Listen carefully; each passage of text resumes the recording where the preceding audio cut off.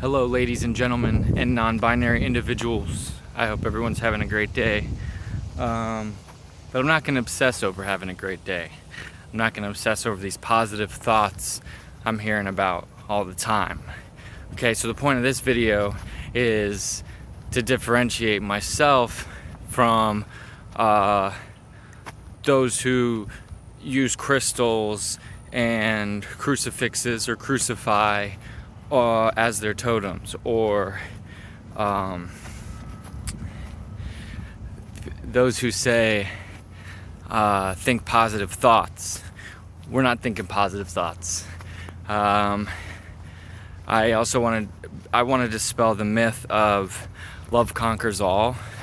It might appear based on the content I've provided so far that I am pro love conquers all, but I'm gonna push back on that in this video as well. So yeah, I mean, I can get right into that one right away, because it's love conquers all, and we should just love everybody and love our enemies, and love will cure the world of its anguish. It'll get rid of bigots and blah blah, all this stuff. I mean, I don't personally subscribe to that. I'm more of a fix yourself then you can fix others kind of thinker. Not to be conflated with Jordan Peterson and whatever the fuck he's talking about, but more like, instead of cleaning your room, cleaning your thought processes. No, but you might have been on a plane and they tell you to well, first of all, you have to look forward and watch as they do the demonstration with the oxygen masks. And there's a part in there where they say that in the case of an emergency, essentially saying if you don't have enough oxygen in your brain, then you can't help someone fasten the oxygen mask on themselves. So I mean, it's kind of a perfect analogy for what I'm trying to get at, and that is that I don't know, personally I've had success with working on my that stream of consciousness and how I interact with it, which, like I said, it has a domino effect that leads to relieving anxiety and paranoia and anger, and I mean, I'm sure a lot of other stuff, but that's the stuff that I've found most significant to me in my case. So the love conquers all narrative, I loosely subscribe to that. I do like the idea. I think we should all love each other, and I have a utopia in my mind. I have a best case scenario for the world and humanity if I were to snap my fingers and all that, but we all know that's not how politics works. So that's not how the way to get from here to there is not strictly with the end goal in mind, right? But again, that's another video. So yeah, my way of thinking is, if I can commit to some practice that I've found to work, which reduces anxiety, paranoia, anger, right, and all that, then by the transitive property, the people I care about and I love will have better lives, because I won't be making their lives worse. So, love conquers all and think positive thoughts, blah blah blah, is, I don't know, I feel like kind of hand wavy, especially think positive thoughts. I don't think we should think positive thoughts. I think when a positive thought comes, you should notice it and react appropriately to it, perhaps express it. And if a negative thought comes, then you should react appropriately to that. To say think positive thoughts is, it's kind of a, like it's a kind of a convolution of how consciousness really works, because you don't think thoughts, you accept or deny them when they're presented to you. At least that's the way I'm framing it in all my videos here. So I mean, either you subscribe to that already or you haven't, but it's not like I don't understand the idea, right? I get it. If you are constantly affirming, I'm gonna get the promotion, I'm gonna get straight A's, I am gonna love everyone around me, and I'm gonna love my enemies, and I'm positive, and I'm never gonna succumb to blah blah blah forces in the world, right? Then I mean, you can technically, from neuroplasticity, you can kind of wire yourself to think more positive thoughts. But I mean, I've seen people in my life that have succeeded at that, and I mean, positive thoughts aren't always what's appropriate. Positive thoughts aren't what you need in every moment. What you need is, I don't know, kind of consistent thoughts, stable thoughts, predictable thoughts. Let's see, workable thoughts, realistic thoughts. Because the present moment, again, you either subscribe to this or you don't, but there's only the present moment. There's only one, and it's right now. But yeah, I've seen people that think positive thoughts, and sometimes it just seems like, okay, well, I guess the best way to put it is, it doesn't seem like it works. It seems like you're just thinking positive thoughts while you're sad. I don't know if anyone else can relate. But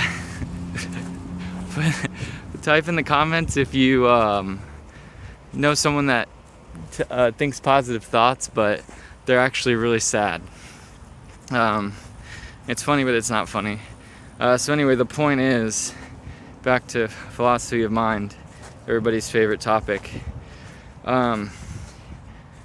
Yeah, technically, to really dig in, you don't even ever have a positive or a negative thought. You have, thoughts that arise based on stimuli, based on your environment. Like I said, from when you were 5 seconds old till you were, till 10 minutes ago. Maybe not 5 seconds old, but 5 months old, 5 years old. You have thoughts that occur, and then, most of the time you spin them positive or negative. So you have a thought that might come in, and to one person it might be a negative thought, and to another it might be a positive thought, blah blah blah. So that's the point of that. But all this is to say that the quality of life in the present moment is, closely entangled with your actual, how you structure, how you think about what you think about. So, in my opinion, to be blunt, thinking positive thoughts is just deluding yourself, and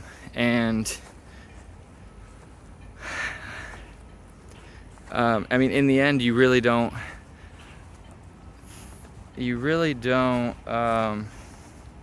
know what you're gonna think about next. So it's best to just kind of have a system already in place. My goal, at least, is to have the least amount of spikes, big spikes in the graph of my emotions or my reactivity to the thoughts that occur. So you know, so you're not down and out when a sad thing happens, and you're not like in a state of mania over a good thing, which is the interesting thing. Is a lot of people will probably disagree with that part. A lot of people will disagree and say that if you have something happy to be happy about, that it's okay to be elated and be celebratory and really excited that you accomplished something. But I mean, again, this might end up being another video, but certain emotions like pride, even though in a lot of cases have a positive effect, I mean, I'm sure you can think of a handful of cases where pride has a negative effect. So it's just better from my experience to just have a more neutral effect, right? Like, because you what really comes out of you, what you really make out of the present moment and your consciousness and what all that entails, all your knowledge and all your drive and your goals and whatnot. I mean, that's kind of the main thing about being consciousness, is like what you do and what we can do that other animals can't do. And the secondary part is all the emotions in the middle that we take way too seriously, like let's have a big fucking party and be so excited because one thing happened on one day, and let's be super distraught and down and out and depressed for a week over something that happened in one day, right? That kind of spikiness, it jolts your consciousness, in my opinion, at least. It shocks you. And so I mean, I think I made my case for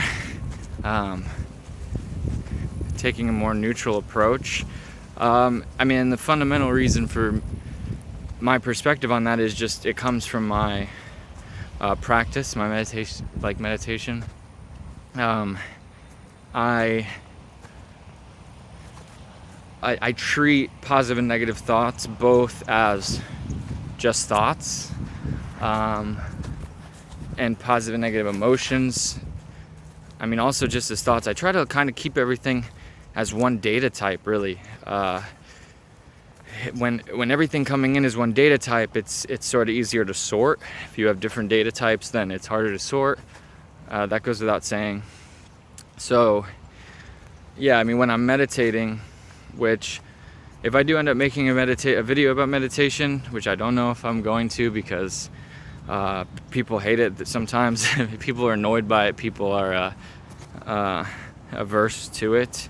If I do end up making a video, then I'll explain that process. But I mean, I do want to say that meditation isn't just when you're sitting down, 10 or 20 minutes a day or whenever you do it. It leaks out into the rest of your life and your day. And that's kind of the point of it, is that that's why it's a practice. You practice it, and then eventually it's so second nature, and it just, like I said in a previous video, CTB will just come out of nowhere and just strike a negative thought with sort of like a heat-seeking missile. Ooh, we could have just taken a spill there. But, anyway, the point is, when that lingering meditation, say the minor meditative state that you end up in throughout your day when you practice enough, it works really well. Your brain I feel like it likes the feeling of one data type and like one coloring of, like I said, input or stimuli. It works more smoothly if, say, you're noticing the stream, right? You're noticing the stream of Squirrel, boom, 1, 2, 3, number, gotta go to class, gotta, whatever. I saw this thing on the news. The thing from 20 years ago, I just remembered for no reason, right? That stream is going. And as you practice noticing the stream, you'll notice that it's you picking an object out of the stream to focus on. You just see it as an object. Like, it just becomes that way. It's just, there's an object that I've noticed, and I'm going to notice me noticing it, and take a deep breath and continue on with the rest of my life, right? And I'm not going to get really deep pride over a positive object, quote unquote, which maybe is colored green or purple or happy, or a negative thing like oh my god, I think I said the wrong thing in this conversation and I regretted it as soon as I walked away, right? The red colored, like it's not, to me it just ends up being gray objects, right? So you just have oh, there's an object, was that a positive or a negative one? The brain doesn't even spend time digging into that or accessing the metadata, right? The brain just says it's an object, it's gray, how is it? Oh, doing good up there, all right, put it back in the stream, let the stream keep flowing. And so the metaphor becomes you're just floating down a river, you're just experiencing. And if you task yourself to just experience rather than parse your experiences, right? Then you're just gonna be better off, logically, right? Again, this is the part that's hard for some people, is to think, well, I want to parse the happy experiences. I want to go back and think about my child being born, or think about the good grade I got, or like I said, the promotion I got, and really embody that thought and let the good feelings seep in. And I'm not saying that's bad. I'm not barring that behavior, right? I'm not saying don't ever do that. What I'm saying is when you're specifically looking for a thought to dwell on, if you are sure, you should pick a happy one, okay? But if you're just trying to get along and you're sick of your thoughts invading you and controlling your life, and you feel like you get stuck in your thoughts and you can't get out, then it's going to benefit you to disregard the positive or the negative, the green or the red, and just regard them all as neutral, right? That's the point.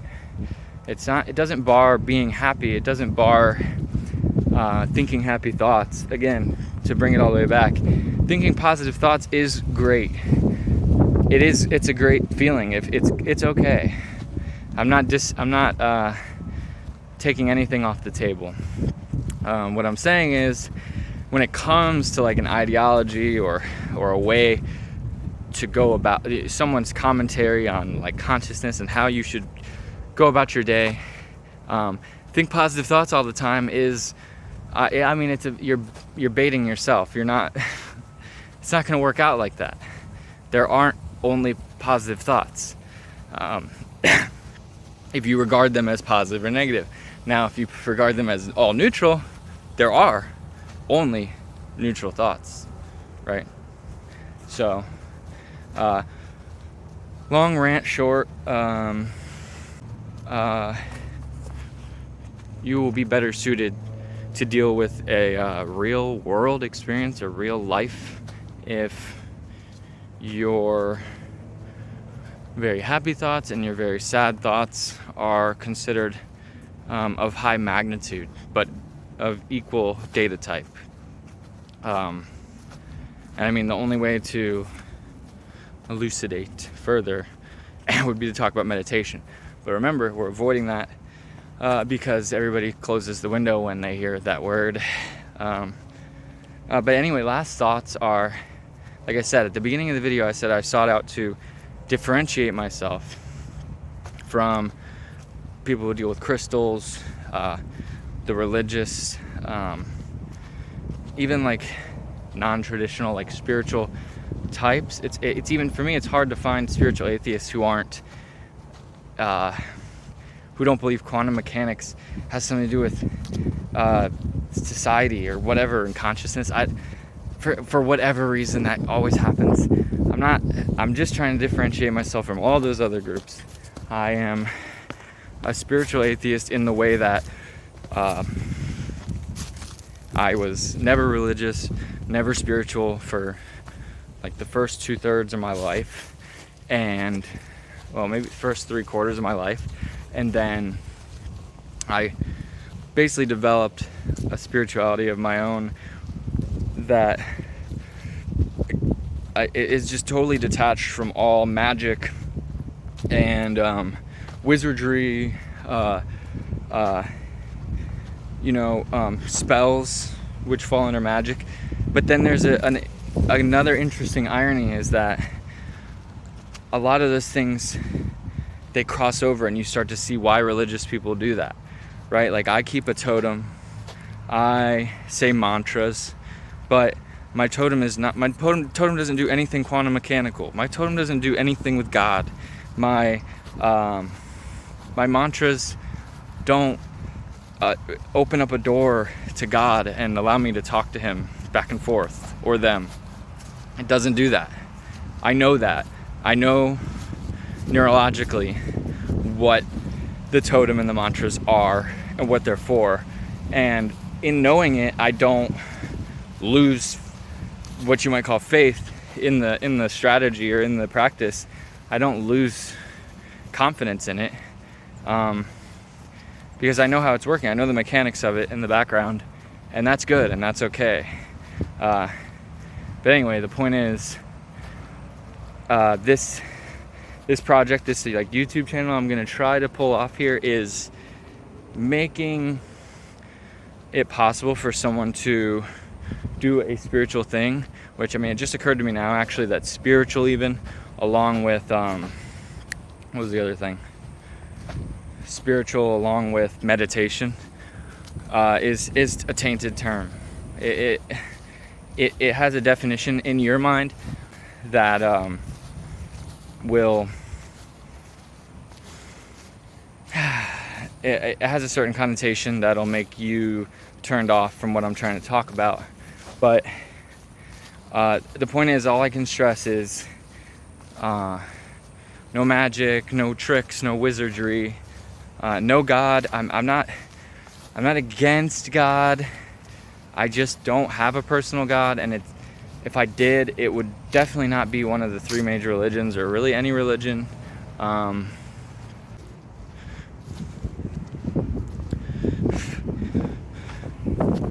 Anyway, I need to do something with this mullet. Let me know what you think about the mullet, and don't worry about any of the other stuff I talked about. I'll talk to you later. Peace.